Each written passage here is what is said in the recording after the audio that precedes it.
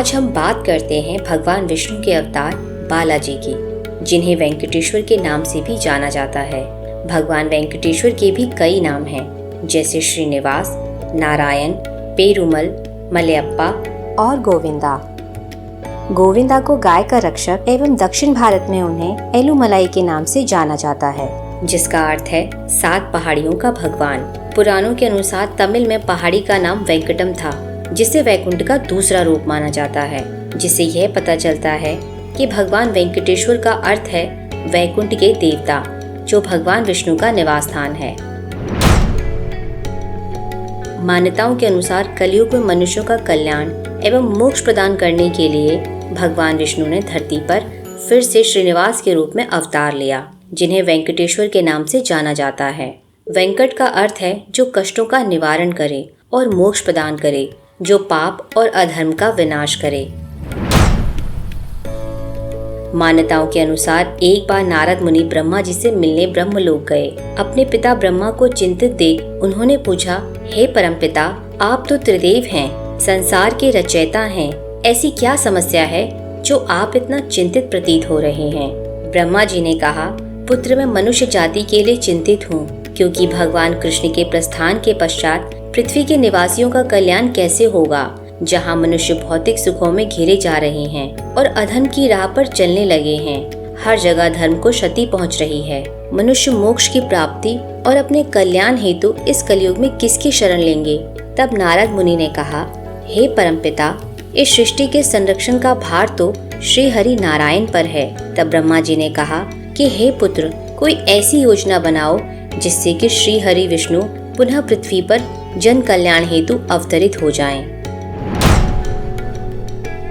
तब नारद मुनि पृथ्वी लोक पर पहुंचते हैं, जहां पर ऋषि कश्यप एवं ऋषियों का एक दल गंगा किनारे एक यज्ञ कर रहे थे। नारद मुनि ने प्रश्न किया कि हे मुनियों, यह यज्ञ किसके लिए किया जा रहा है? इस यज्ञ के फल की प्राप्ति त्रिदेवों में से किसको प्राप्त होगी और त्रिदेव में कौन सर्वश्रेष्ठ है? जिसका उत्तर किसी के पास नहीं था। सारे ऋषि एक दूसरे के मुख की तरफ देखने लगे, परंतु कोई भी नारद मुनि के प्रश्नों का उत्तर नहीं दे पाया। सारे ऋषि मुनि अपनी समस्या लेकर ऋषि भृगु के पास जाते हैं और उन्हें नारद मुनि के प्रश्न के बारे में बताते हैं और कहते हैं कि हे महर्षि, कृपया करके हमारे प्रश्नों का उत्तर दें। ऋषि भृगु कहते हैं कि वे बारी बारी से हर एक त्रिदेव के पास जाकर उन्हें जांचेंगे, उसके बाद ऋषियों के प्रश्नों का उत्तर देंगे। सबसे पहले ऋषि भृगु अपने पिता ब्रह्मा जी के पास जाते हैं। ब्रह्मा जी पहले से ही ध्यान में लीन थे। ऋषि भृगु ने उन्हें प्रणाम किया, परंतु ब्रह्मा जी ने उन्हें अनदेखा कर दिया,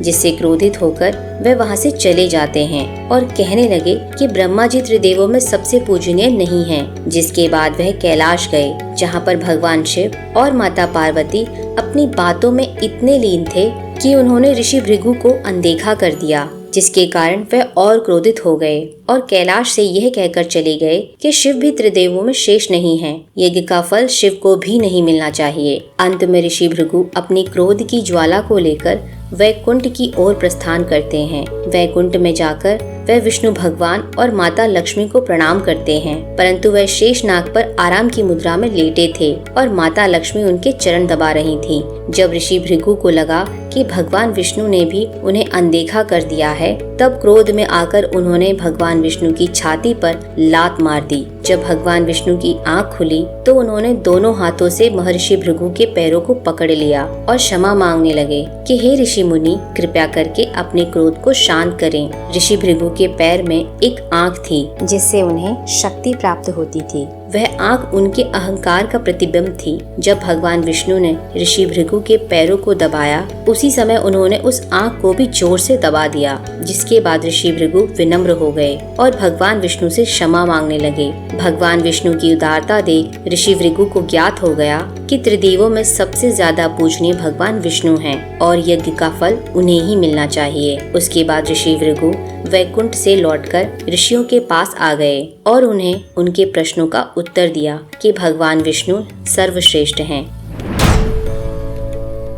इसके पश्चात वहाँ वैकुंठ में माता लक्ष्मी बहुत निराश और क्रोधित थीं, क्योंकि ऋषि भृगु के लात मारने पर उन्हें दंड न देकर उनसे क्षमा मांगने पर वह विष्णु भगवान से रुष्ट हो जाती हैं और कहती हैं कि आपकी छाती पर जहाँ लात मारी गई है, जिसके कारण उनके आत्मसम्मान को बहुत क्षति पहुंची है, इसलिए अब वह वैकुंठ में नहीं रह सकती और वह वैकुंठ को त्याग कर पृथ्वी लोक के कोल्हापुर स्थान पर रहने लगती हैं। माता लक्ष्मी के वैकुंठ त्यागने के पश्चात भगवान विष्णु बहुत दुखी हो जाते हैं और वह सब कुछ त्याग देते हैं और अनाथों की तरह माता लक्ष्मी को यहाँ वहाँ ढूंढने लगते हैं, परंतु माता का क्रोध शांत नहीं होता। जिसके पश्चात भगवान विष्णु तिरुमला पहाड़ियों में जाकर एक इमली के पेड़ के नीचे बनी चींटियों की बाम्बी के अंदर बैठकर तपस्या में लीन हो गए। उन्होंने भोजन तक त्याग दिया। इस स्थान को वैकुंठ पहाड़ी के नाम से भी जाना जाता है। इस पर्वत श्रृंखला में 7 पहाड़ियों की चोटी है। मान्यताओं के अनुसार यह 7 चोटियां शेषनाग को दर्शाती हैं। और जब हिरण्याक्ष ने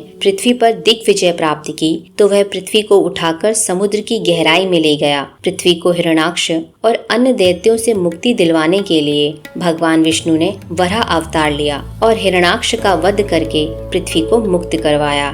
जिसके पश्चात वराह अवतार ने पृथ्वी के इसी भाग पर रहकर यहाँ अपना निवास स्थान बनाया। इसीलिए तपस्या में लीन होने के लिए भगवान विष्णु ने यही जगह चुनी जो उनका अपना निवास स्थान है। भगवान विष्णु की यह दशा देवताओं से देखी नहीं जा रही थी, जिसे देख ब्रह्मा जी और भगवान शिव एक गाय और बछड़े का रूप लेकर पृथ्वी पर भगवान विष्णु की सेवा के लिए आ गए। वहाँ इंद्र ने सारा हाल माता लक्ष्मी को बताते हुए कहा कि माता, आप एक व्यापारी का रूप धारण करके इस गाय और बछड़े को चोल साम्राज्य के राजा को बेच दीजिए। लक्ष्मी माता व्यापारी बनकर उस गाय और बछड़े को ले जाकर राजा और रानी के पास जाते हैं और कहते हैं कि ये गाय बहुत दूध देती है। इसके दूध में चमत्कारी शक्तियाँ हैं, जिसे पीकर ताकत प्राप्त होती है। राजा और रानी गाय और बछड़े को खरीदकर गौशाला में अन्य गायों के साथ छोड़ देते हैं।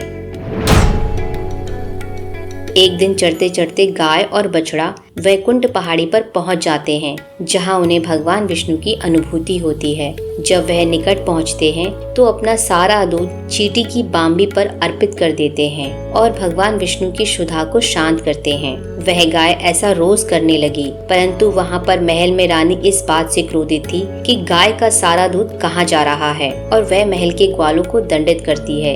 एक दिन एक ग्वाला छिपकर गाय का पीछा करता है और देखता है कि गाय अपना सारा दूध चींटी की बाम्बी पर अर्पित कर रही है, जिसे देख वह आग बबूला हो उठा और क्रोध में आकर एक कुल्हाड़ी गाय को मारने के लिए उसकी तरफ फेंकता है। जैसे ही कुल्हाड़ी गाय को लगने ही वाली होती है, विष्णु भगवान बाम्बी से प्रकट होकर बीच में आ जाते हैं और कुल्हाड़ी उन्हें लग जाती है। यह दृश्य देखकर ग्वाला वहीं प्राण त्याग देता है और भगवान विष्णु फिर से ध्यान मुद्रा में चले जाते हैं। जिसके पश्चात राजा को जब यह सूचना मिलती है तो वह भी घटना स्थल पर आया और देखा कि ग्वाले का शव पड़ा हुआ है और भगवान विष्णु खून में लथपथ खड़े हैं। भगवान विष्णु ने क्रोध में आकर राजा को श्राप दिया कि उसके सेवक के कर्मों की वजह से राजा अगले जन्म में एक राक्षस के रूप में जन्म लेगा। जिसके बाद राजा ने भगवान विष्णु से क्षमा मांगी और भगवान विष्णु ने उन्हें क्षमा करते हुए आशीर्वाद दिया कि अगले जन्म में वह अक्सराज के रूप में जन्म लेंगे और अपनी पुत्री पद्मावती का हाथ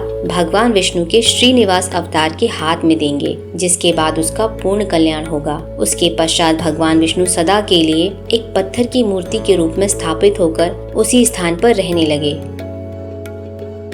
अगर आपको ये वीडियो अच्छा लगा हो तो वीडियो को लाइक, शेयर और सब्सक्राइब करें और बेल आइकन दबाना ना भूलें।